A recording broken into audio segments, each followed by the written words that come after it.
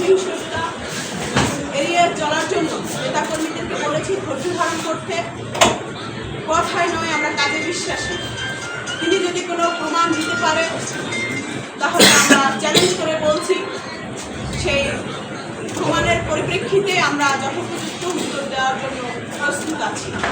কিন্তু কে বা কাহারা ট্রেনে বসে, জঙ্গলে বসে, ময়লায় বসে কে কি বললো সেগুলো শোনার জন্য বা সেগুলোর উত্তর রেডি করার জন্য আমাদের হাতে সময় নেই। আমরা দেশ ও জাতির বৃহত্তম স্বার্থে বাংলাদেশ আন্দোলন পার্টি কাজ করে যাচ্ছে নিরলসভাবে। আগামীতেও আমরা সেভাবে করে জাতীয় স্বার্থ রক্ষা করে, দেশের মানুষের স্বার্থ রক্ষা করে কাজ করে যাব।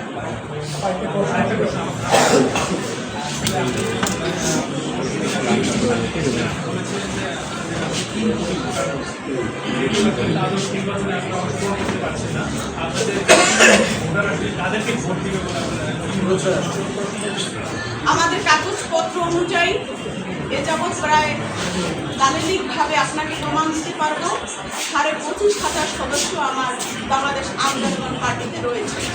সমর্থক রয়েছে 3.5 কোটি প্লাস। এই বিশাল বড় একটি ভোট ব্যাংক আসন্ন নির্বাচন 2026-এ 12ই ফেব্রুয়ারিতে অনুষ্ঠিত হতে যাচ্ছে, সেখানে অংশগ্রহণ করতে পারছে। কিন্তু আগামী নির্বাচনে আমরা কাদের হয়ে কাজ করব, কাকে সমর্থন দিব, এখন পর্যন্ত আমাদের দলীয়গতভাবে কোনো সিদ্ধান্ত আসেনি। হয়তোবা খুব শীঘ্রই সিদ্ধান্ত আসবে। আমরা আলাপ আলোচনার মধ্য দিয়ে তৃণমূলকে প্রায়োরিটি দিয়ে তাদের পালস বুঝে আমরা যে কোনো একটি দলকে সমর্থন দিব, তাদের হয়ে আমরা কাজ করব। সেটি আপনাদের পরবর্তী সময় জানিয়ে দেব।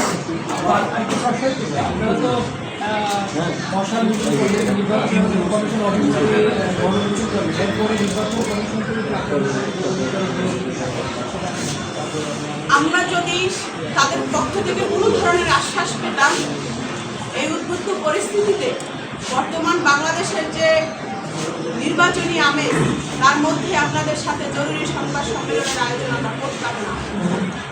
মানুষ দীর্ঘ 17 বছর ধরে ভোট দিতে পারেনি। এই ভোটের আমেজ একটি ঈদ আমেজ চলে আসে।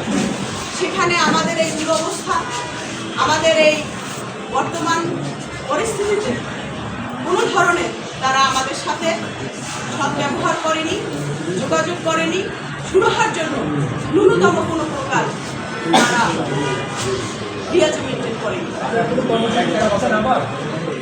সেক্ষেত্রে আমরা কর্মসূচি দিয়েছি আগামী 3 তারিখ সকাল 11টায় আবেদনকৃত 23টি জেলা স্ব নির্বাচন কমিশনের কার্যালয়ের সামনে মানববন্ধন অনুষ্ঠিত।